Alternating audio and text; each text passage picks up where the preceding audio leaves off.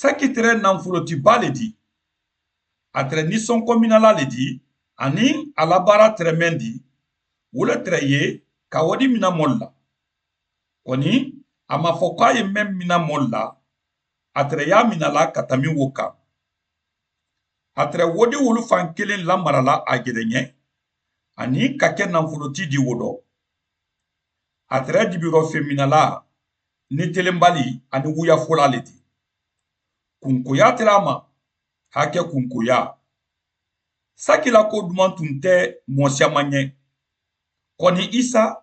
sakila ko duman tere a ɲɛ hali ni a tere hakɛ ti le di alu y'a mafɛrɛ k'a ye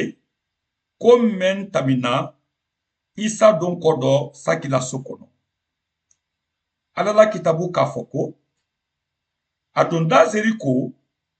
k'a to so dɔ san na i ɲa lɔ kɛ dɔ tere yen mɛn tɔ tere ko saki wo tere nanfoloti ni nisɔnkɔminala kunti le di a tera fɛ ka isa ye kɔni jama kosɔn a ma se o kɛla ba a tere kundu le di o dɔ a ka bori kawa jama ɲɛ ka yɛlɛ toroju la ko sa di sa ye la ba a tamitɔ tere yen ne nba isa se mɛn kɛnɛ yɔrɔ wo dɔ a ka ɲala yɛlɛ k'a fɔ a ma ko saki i kaliya i ye ji ba n ka kan ka diya i bara le bi o dɔ a jida kaliya dɔ k'a labɛn sewa dɔ mɔli bɛ ka o ye tuma mɛn na alu ka dakɔrɔ kuma kɛ k'a fɔ ko a watɔkɛla jurumuntala le lalondan di kɔni saki k'a lɔ fama ɲɛna k'a fɔ ko i ɲa lɔ fama n di na nafolo ta la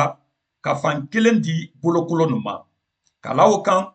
n'a ka tere n bara mɔ dɔ bolofɛn kan sɔn ni a ɲɔ naani lase a ma isa ka fɔ an ye ko kisiko bara se bon nin kɔnɔ bi ba a fana ye ibrahima bɔnsɔn dɔ le di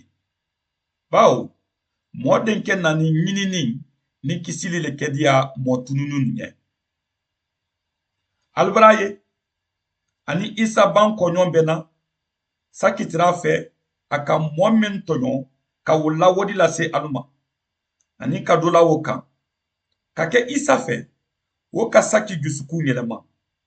isa kelen pe le di se hakɛtili jusukun yɛlɛma na isa kelen pe le di se hakɛ kunkoya ɲabɔ la mɔsiyaman mɔnɛnen tere ye bawo hakɛtili duman isa ɲɛ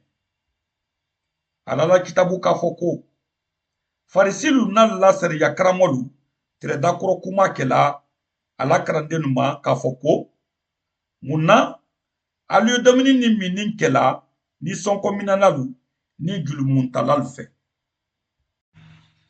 isa kalu jaabi ko mɔɔ minnu kɛndɛ olu mako tɛ dandalila la jankarotɔlu le mako ye dandalila la n mana telenbalu kili kan ma n nanɛ julumuntalalu le jo yɛlɛma kan ma ala la saden nanɛni ko sa hakɛtili di se jususuma sɔrɔna ala fɛ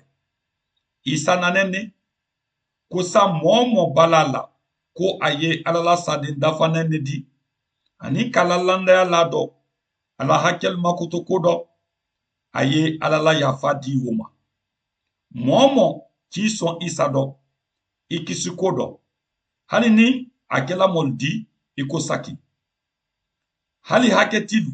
i ko alu nin ne ba ala la kitabu k'a fɔ ko mɔɔ mɔɔ bakilili kɛ famatɔ dɔ o ti di kisi